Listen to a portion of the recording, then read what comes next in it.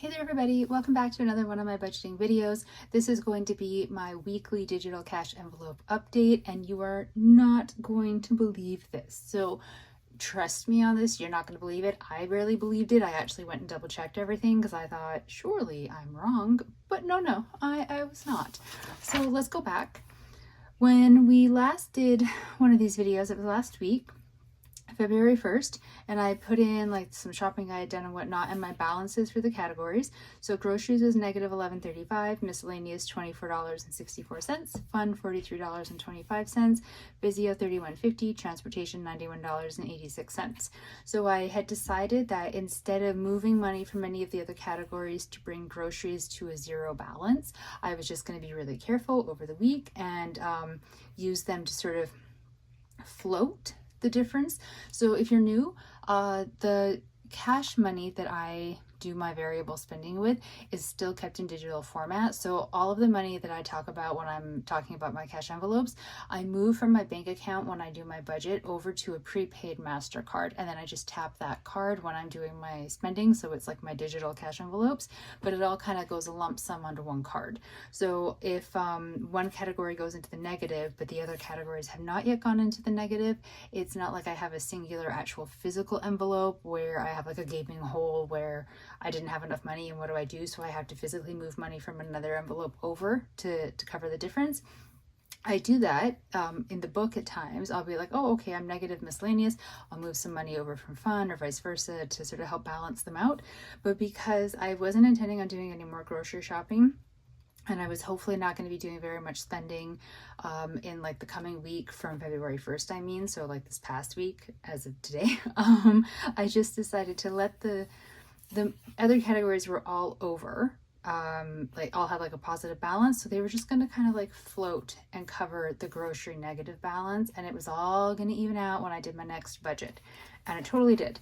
So here I've rolled over from the previous page the total amounts. Now you'll see I have changed it. I took out Striker's category because his money doesn't get tracked in the same way as these ones do, just because his money doesn't move over to this card. So I oftentimes kind of neglect his column and I don't fill it in when I'm doing the other ones because it doesn't make a difference in terms of like these columns and the credit card that this money is sitting on. So I kind of leave it to go do another time, and then sometimes I do, sometimes I don't. I do track his money and his spending and I keep all of his receipts, and you'll see in like in my regular budgeting videos, like on these ones, how like his category amount changes over time.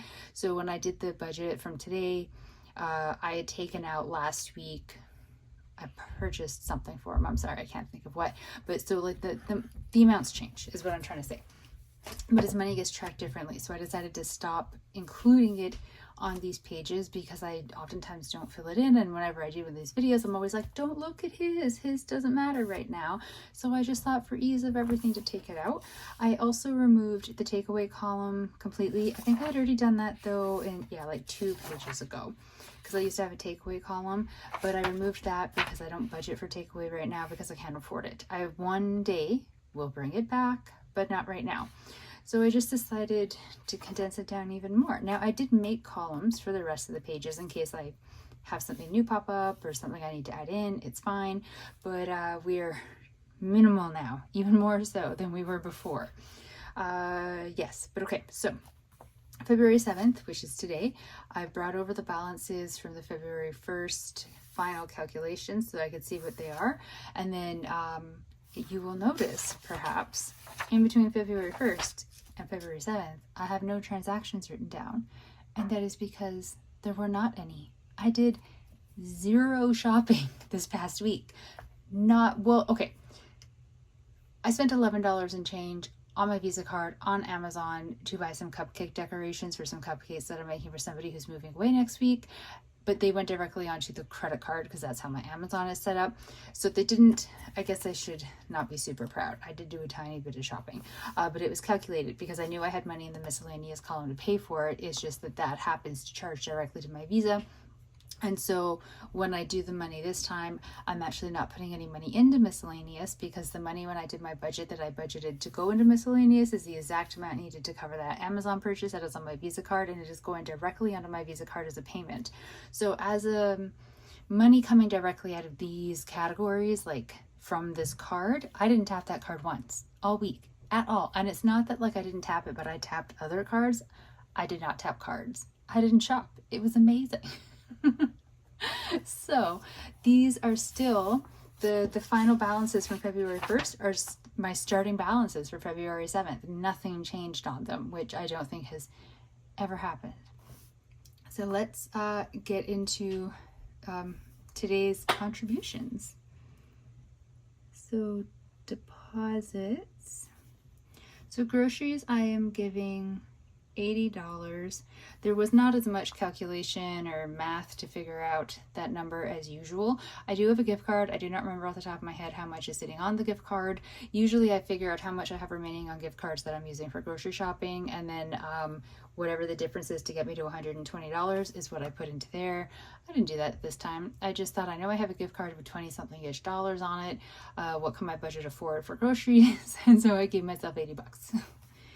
Miscellaneous, I'm just putting it at $0. I'm not tracking the money that's going from the miscellaneous category from when I did like my budget that's going directly over to the Visa for a payment, because it's never coming onto this card and then being withdrawn out. So it's like it never happened.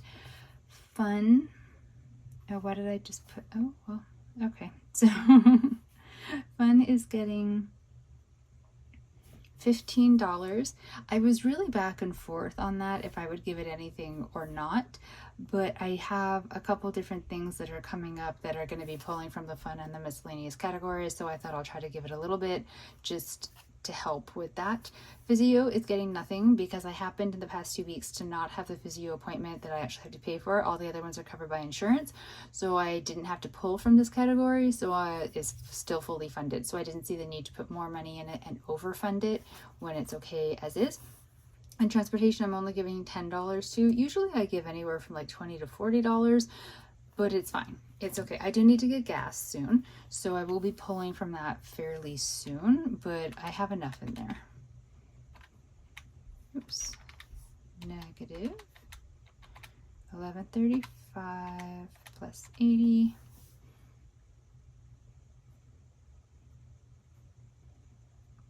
So I have $68.65 in my groceries and household. And this is bi-weekly, by the way. $24.64 under miscellaneous.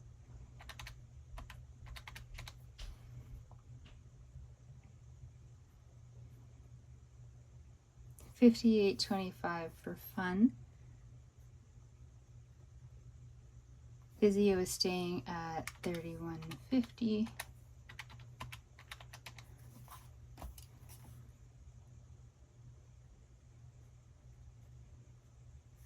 Transportation is up to $101.86. So this is, yeah, don't you love how they match? I love how they match. But this is quite possibly the easiest digital cash envelope update I've ever had to do for you and for myself. I think the most complex part of it was drawing the lines, and even then I'm really not super impressed with them. I tried using a felt this time. Usually I just use a pen, and my ends are like darker than like the line, and I don't like it. So I don't know if I'll use the felt again, but that's really just a personal preference and has nothing to do with the math. So here are my digital cash envelopes. It would appear that the way to avoid having all kinds of math mistakes and my head exploding from confusion is to just not shop. So there we go. Problem solved from 2 videos ago. There's really nothing else to say about this. It's like the easiest thing ever. So thank you so very much for following my videos and watching this very short one on my digital cash envelopes. If you have any questions about them or how they work, since we didn't really get into any kind of details with them this time, feel free to leave that in the comments and I will do my best to answer. I hope everybody's budgeting is going really well. If you do cash envelopes, digital or actual physical cash, whatever is your way, I hope that they're working out for you and that the math is mathing. Yeah, that's all I got. So thank you so very much for watching. I do very much appreciate it. I hope you're having a really great day. Stay safe out there. Bye.